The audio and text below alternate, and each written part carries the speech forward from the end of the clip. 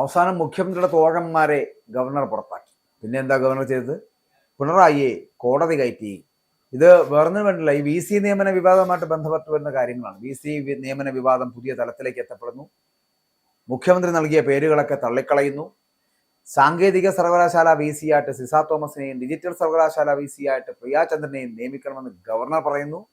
അങ്ങനെ സാങ്കേതിക digital സർവകലാശാലകളിലെ vice chancellor നിയമനവുമായിട്ട് ബന്ധപ്പെട്ടിട്ട് ഗവർണർ സുപ്രീം കോടതിയിൽ അസാധാരണമായിട്ടൊരു നീക്കം നടത്തിയിരിക്കുന്നു. VC നിയമനത്തിനായിട്ട് മുഖ്യമന്ത്രി പിണറായി വിജയൻ നൽകിയ പേരുകൾ തള്ളിക്കളഞ്ഞ ചാൻസലർ താൻ നിർദ്ദേശിക്കുന്ന പേരുകൾ VCമാരായി നിയമിക്കണമെന്ന് ആവശ്യപ്പെട്ടുകൊണ്ട് കോടതിയിൽ സത്യവാങ്മൂലം സമർപ്പിച്ചിരിക്കുന്നു.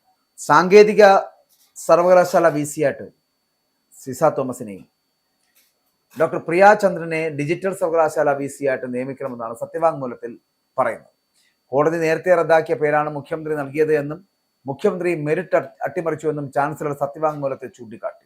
കേസ് നാളെ പരിഗണിക്കാനിരിക്കെയാണ് ഗവർണറുടെ ഈ നീക്കം. ഈ പറയുന്ന നിർദ്ദേശങ്ങൾ അല്ലെങ്കിൽ ഗവർണർ മുന്നോട്ട് വയ്ക്കുന്ന പ്രധാന നിർദ്ദേശങ്ങൾ എന്ന് പറയുന്നത് സത്യവാങ്മൂലത്തിൽ പറയുന്നു. സത്യവാങ്മൂലത്തിൽ ഗവർണർ 2 സർവകലാശാല VCമാരുടെ പേരുകൾ നേരിട്ട് നിർദ്ദേശിച്ചു. അതായത് സാങ്കേതിക സർവകലാശാലയിലേക്ക് VC ആയിട്ട് ഡോക്ടർ സിസ തോമസ്, ഡിജിറ്റൽ സർവകലാശാലയിലേക്ക് VC ആയിട്ട് ഡോക്ടർ പ്രിയാചന്ദ്രൻ. മുഖ്യമന്ത്രിയുടെ പേരുകൾ തള്ളിയതിന്റെ കാരണങ്ങൾ കൂടി അദ്ദേഹം പറയുന്നുണ്ട്.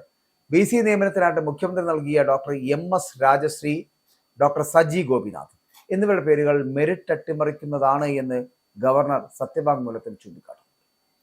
മുഖ്യമന്ത്രി നൽകിയ MS രാജശ്രീയുടെ VC നിയമനം സുപ്രീം കോടതി നേരത്തെ റദ്ദാക്കിയതാണ്.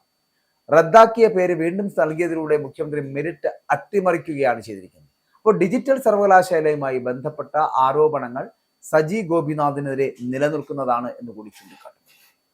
സിസ തോമസ് സർവകലാശാലയ്ക്ക് നാണക്കേടുണ്ടാക്കി എന്നാണ് മുഖ്യമന്ത്രി തനിക്ക് കൈമാറിയ റിപ്പോർട്ടിലുള്ളത് എന്നും ഇതിനായിട്ട് മുഖ്യമന്ത്രി ചില മാധ്യമങ്ങളെ കൂട്ടുപിടിച്ചു എന്നുകൂടി ഗവർണർ സത്യവാങ്മൂലത്തിൽ ആരോപണമായിട്ട് ഉന്നയിച്ചിട്ടുമുണ്ട്. ഡിജിറ്റൽ സാങ്കേതിക സർവകലാശാല VC നിയമനത്തിൽ തീരുമാനം വൈകുന്നതിൽ സുപ്രീം കോടതി നേരത്തെ തന്നെ അതൃപ്തി രേഖപ്പെടുത്തിയിരുന്നു.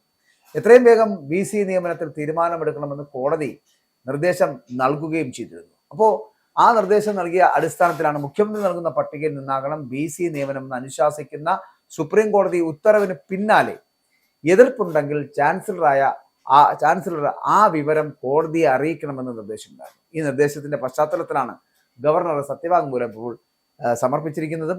അതുകൊണ്ട് തന്നെയാണ് സുപ്രീം കോടതിയുടെ ഇടപെടൽ ഉണ്ടാകുന്നതും. കോടതിയുടെ ഇടപെടൽ ഉണ്ടായിക്കഴിഞ്ഞാൽ ആർക്കും ഇതിൽ നിന്ന് മുമ്പോട്ട് പോകാനോ പുറകോട്ട് സഞ്ചരിക്കുവാനോ കഴിയില്ലല്ലോ.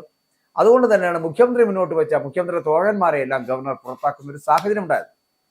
അതുകൊണ്ട് തന്നെ ഇനി വരുന്ന ദിവസങ്ങൾ ഗവർണർ എന്താണോ തീരുമാനിച്ചിരിക്കുന്നത് അത് നടപ്പിലാക്കാൻ പോകുന്നു. പിണറായിയുടെ ഈ സ്വജനപക്ഷപാതം എന്ന് പറയപ്പെടുന്നത് അല്ലെങ്കിൽ അതിനെ കോടതി കയറ്റുന്ന രീതിയിലുള്ള സമീപനമാണ് ഗവർണർ സ്വീകരിച്ചത് എന്ന് പറയേണ്ടിയിരിക്കുന്നു. അങ്ങനെ മുഖ്യമന്ത്രിയുടെ ബന്ധുനിയമനം, മുഖ്യമന്ത്രിയുടെ സ്വജനപക്ഷപാതം, മുഖ്യമന്ത്രിയുടെ തോഴന്മാര് അല്ലെങ്കിൽ മുഖ്യമന്ത്രിയുമായി ബന്ധപ്പെട്ട് വരുന്ന അല്ലെങ്കിൽ ആ പാർട്ടിയുമായി ബന്ധപ്പെട്ട് വരുന്ന തോഴന്മാരെ പല മേഖലകളിലും കുത്തിത്തിരുകുന്ന സമീപനം സ്വീകരിക്കുന്ന ഈ പിണറായി വിജയൻ സർക്കാരിന്റെ ഈ ജനദ്രോഹ നടപടികൾ അതിനെതിരെയുള്ള ശക്തമായ നീക്കമാണ് ഗവർണർ നടത്തിയിരിക്കുന്നത്. ഗവർണറും പിണറായിയും ഇപ്പോൾ കോടതിയിൽ ഏറ്റുമുട്ടും.